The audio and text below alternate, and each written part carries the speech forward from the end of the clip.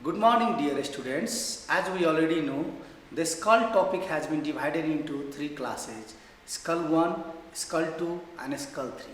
We have already finished with skull 1 and skull 2. Today I am going to deal with skull 3. Skull 3, interior of cranial cavity. Learning objectives. At the end of the class, students should be able to first describe the general features of anterior cranial fossa. Second, explain the general features of middle cranial fossa. Third, describe the general features of posterior cranial fossa. Fourth, identify the different foramens and canals.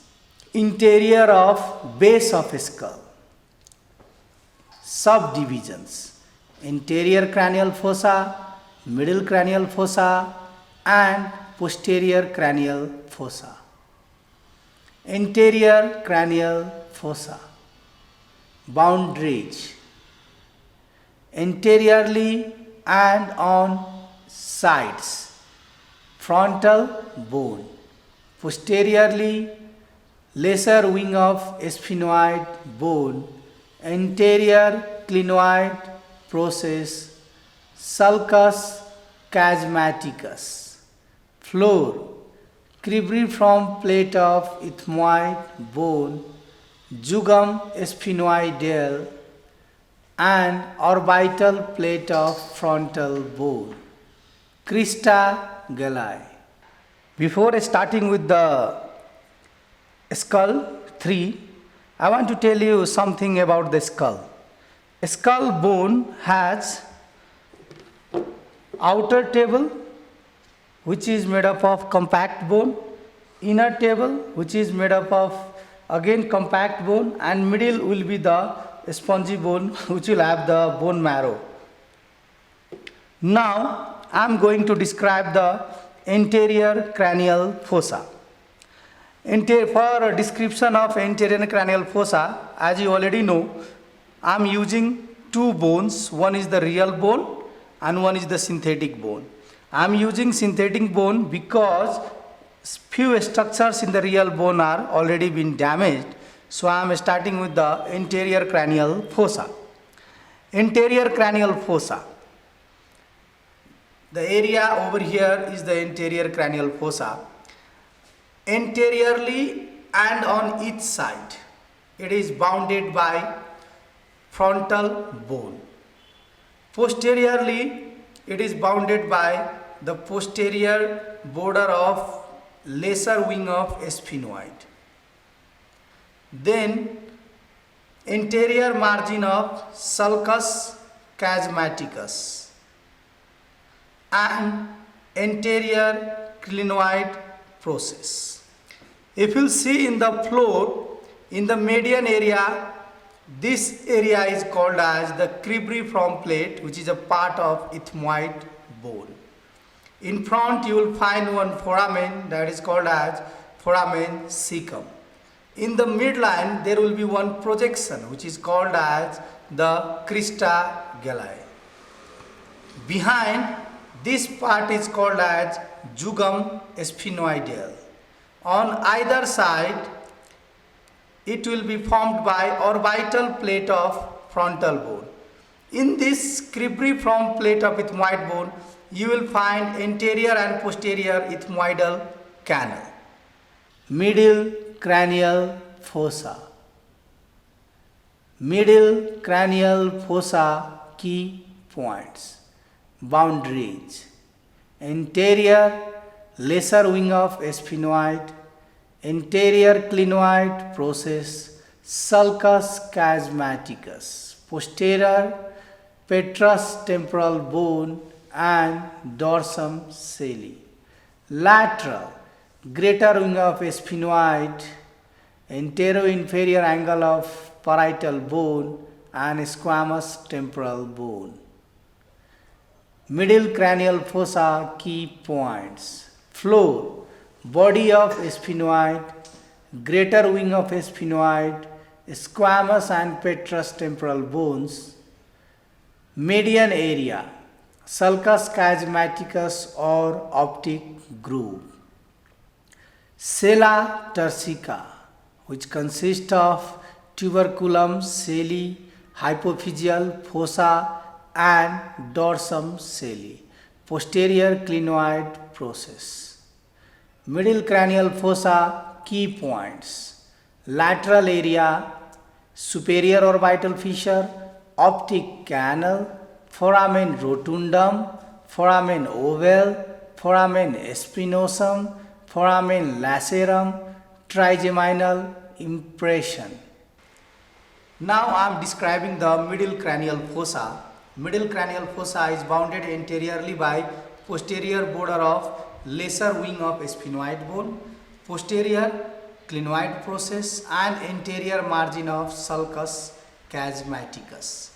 Posteriorly it is bound by dorsum celli and superior border of petrous part of temporal bone. If you will see laterally or each side, here will be the antero-inferior angle of parietal bone, then squamous part of temporal bone and then greater wing of sphenoid. Now I am describing the median part. Median part is formed by the body of sphenoid bone. It has this sulcus chiasmaticus, which is also called as optic groove, which will lead into the optic canal. Then it has one important area that is called as sella turcica. Sella turcica is formed by tuberculum celli, hypophyseal fossa and dorsum celli. Sella turcica is formed by tuberculum celli, hypophyseal fossa and dorsum celli. One more projection over here is called posterior clinoid process. While describing the lateral area, I am using the real skull. As I have told you, the sulcus chiasmaticus will lead into the optic canal. Below the optic canal you will see one fissure. That fissure is called as superior orbital fissure. Superior orbital fissure. Now if you will see behind, we will see this oval shape foramen, that is the foramen ovale. In front of that we will see one more foramen over here. This is the foramen rotundum. This foramen will not open into the norma bissalis. Medial to foramen ovale you will find foramen lacerum and lateral to it again you will find the foramen spinosum. Again I am repeating these things on this synthetic part, but here the foramens are not well. So this is optic canal on either side, superior orbital fissure, foramen ovale. In front there will be foramen rotundum which does not open into the norma bissalis. Medially there will be foramen lacerum and lateral to this foramen ovale we will find foramen spinosum. Now few other points. This area medially to the foramen rotundum or ovale, this is an impression for the trigeminal nerve which is called trigeminal impression. This impression over here on either side, this is called the middle meningeal impression. It is for the middle meningeal vessels which will lead into the foramen spinosum. Posterior cranial fossa. Posterior cranial fossa key points, boundaries, anterior petrous temporal bone and dorsum celli, posterior squamous part of occipital bone, on each side mastoid part of temporal bone, floor in the median area clivus and foramen magnum. Posterior cranial fossa key points, internal occipital crest, internal occipital protuberance, transverse sulcus, hypoglossal canal, internal acoustic meatus, jugular foramen. Now I am describing the posterior cranial fossa. It is bounded anteriorly by the petrous part of temporal bone and dorsum coeli. Posteriorly it is bounded by a squamous part of occipital bone. On each side or laterally it is bounded by mastoid part of temporal bone and anterior-inferior angle of the parietal bone.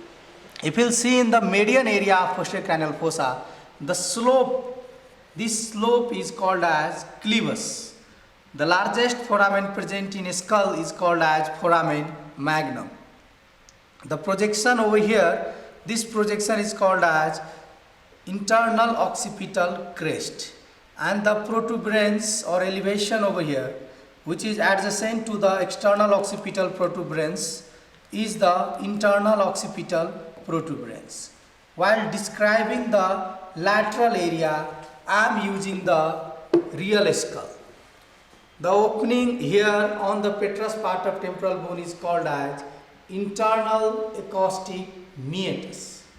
Below and behind to it, on either side, this is the jugular foramen. Now if you will see, in the anterior aspect of foramen magnum on either side, there will be one canal, that is also called as hypoglossal canal on either side.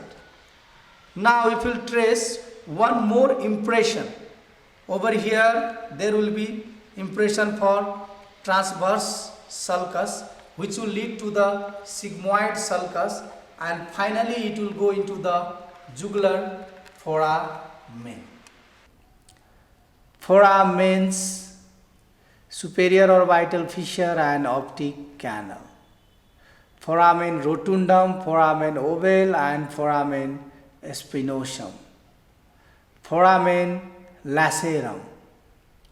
Carotid canal and others in the norma bissalis.